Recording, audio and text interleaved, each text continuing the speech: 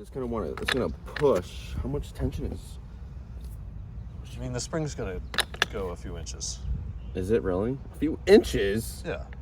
Like, it's gonna decompress a few inches. Did it rotate? Mm-hmm. It's coming.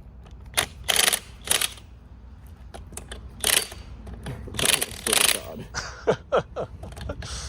Tell me you haven't always wanted to try this, though. No, I really haven't. Yeah. Oh, it's close.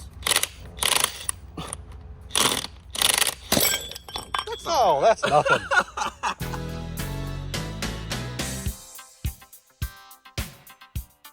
Welcome back, E60. It's been a minute since that's been up here. Swapped out the F10 for the E60 today. Started up after what feels like 4 to 6 weeks in storage, no problem, and got up here without incident, so that's good. A little dusty. F10 got cleaned up before we took it back to storage.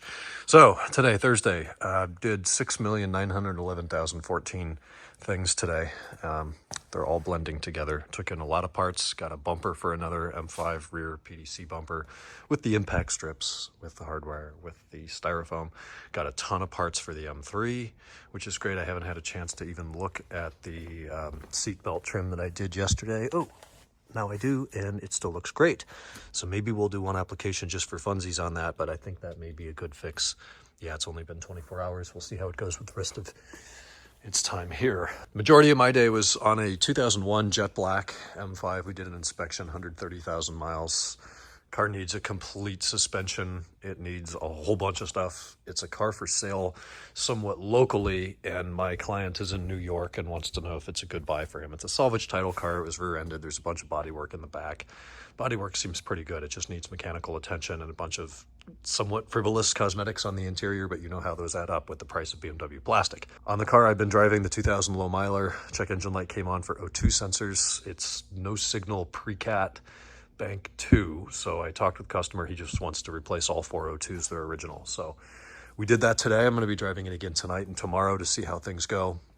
And if that light comes back, hopefully not. I don't want to deal with that. Speaking of oxygen sensors, we got them in Black Betty today, all 4. Why is everything on the straight 6 cars so much more challenging than the V8? The cooling system on this car is way more difficult to work with, and so are the oxygen sensors. You have to drop the entire exhaust system, which we did, and is over here. So now I got to order the flanges and new nuts to hook it up to the cats. But the only benefit is this exhaust system does come off easier than the V8 cars, or at least the M5.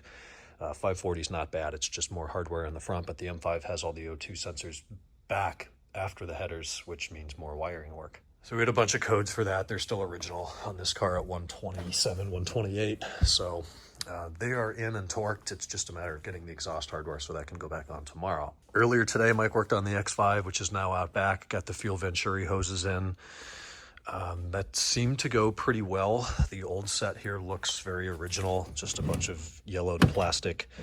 We did confirm that both level sensors have been replaced in the past, so that's probably a good thing. Customers stated that, but looking at them today, they look good, they look original, they look fresh. So if this doesn't fix the issue, and I've already done a cluster test to verify that the needle is sweeping properly, I'm not sure what the root cause of that problem would be if the gauge takes days to update, because that's pretty much the whole system with the Venturi hoses. I picked up my C-pillar trims today, the 01 Plus. I thought it was 02 Plus. Nope, September 2000 production, they added the rear head airbags, I guess, or at least changed the trim in anticipation of those head airbags. So rewrap these guys, put them in today. Ignore the shiny spot here. I worked with greasy hands, and this whole interior needs a detail, so we'll get to that. But they're in properly. No one gets these rear 3 tabs to go into the chassis right, and all you have to do is kind of push it as you hinge the top of it in. So that's correct. The challenging part is there's 2 plastic pins that stick in black body nuts in the chassis here. And the rear one lines up fine. The front one, they moved forwards about 3/4 of an inch. So the solution there was put one of the pins in the pillar, put a dab of white out on the very tip of the pin, line the rear one up, and then push the front one just where it wants to go. And it's going to leave a white mark on the chassis showing you where you need to drill a 7.5 millimeter hole. Now, everyone loves drilling holes in their chassis. It's super fun. There's no risk. It's just a hell of a time. So take your time, be careful, use the exact right drill bit, drill the hole out, put some paint on it. I use silicone because I don't have any touch-up paint here. It's at the detailer shop. So I won't rust.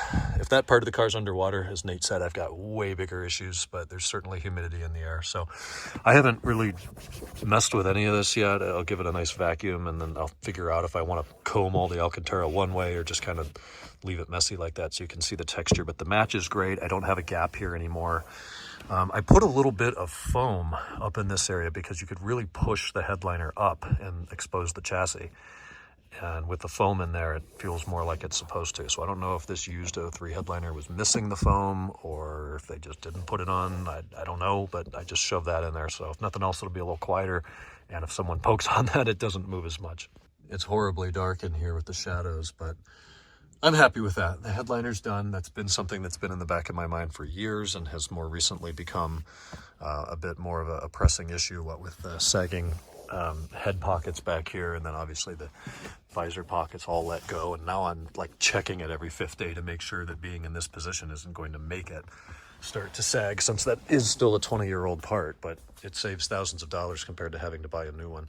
I just ordered these trims. I'll have to check the spreadsheet. I don't know that I've replaced them before, but somehow I managed to like kick the other side and put a scratch in it, which I'm annoyed about, but thankfully they're really cheap, which must mean there's a lot of them left. So Friday, tomorrow, we'll finish up Black Betty, get the exhaust back on. We'll be able to test drive that either over the weekend or sometime next week. Got to talk with the customer, see what he wants me to do with the X5, because that fuel tank is totally full. And I'm not going to know if the Venturi hose is working unless we run it way down and then fill it up and watch the levels on the cluster. So we'll see if he wants to come pick it up and go drive it a while and then bring it back close to empty, or have me drive it. He lives about 30 miles south of here, so I don't get the idea he wants to come up much, and he keeps telling me to go drive the car as much as I want. So maybe I'll get to experience an E53 for a few days. Anyways, 9:15, time to wrap up today, get out of here. The MPI just takes so much out of you. You know, you have to look at every single detail of a car. Yes, I know the car really well, so I know what to look for, but you still have to write down every scratch, every dent, every cracked ball joint. It's very, very, very time consuming. So that went from 1 till almost 5 today. And the last 4 hours have been doing what I wanted to do earlier in the day. So feel good about it, productive enough, gonna go home, and I'll talk to you Friday. Good night.